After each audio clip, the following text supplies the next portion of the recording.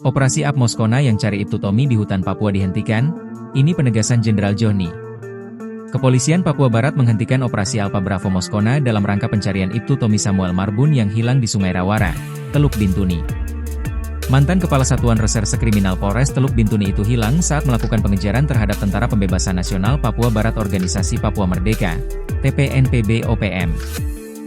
Dalam keterangan resminya KASMI, 1 Mei 2025, Kapolda Papua Barat Inspektur Jenderal, Irjen, Johni Edison Isir mengatakan, aparat gabungan telah melakukan pencarian intensif sejak 18 Desember 2024. Namun, Tommy tidak berhasil ditemukan. Pada tahap pencarian terakhir, tim gabungan mengerahkan 510 gabungan mengerahkan 510 personel menjadi 3 bagian yakni tim zona hijau dan kuning di wilayah Yakora, Arandai, Meyerga, tim zona merah di area berisiko tinggi, serta tim khusus tugas pendukung. Johni mengatakan operasi terkendala kondisi medan yang berat dan cuaca. Medan pencarian yang berada di sungai, kata dia, menjadi penghalang lantaran kerap meluap. Selain itu pasukan juga keterbatasan akses komunikasi di tengah daerah yang terpencil.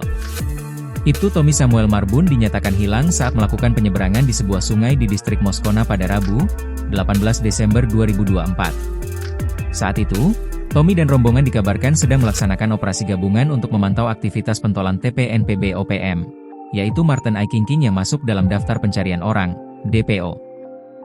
Berdasarkan keterangan saksi dan penyelidikan di lokasi, diketahui bahwa terdapat 9 orang yang menyeberangi Sungai Rawara pada saat itu. 8 orang berhasil selamat, sementara Ibtu Tommy menjadi satu-satunya yang tidak berhasil menyeberang dan kemudian hilang.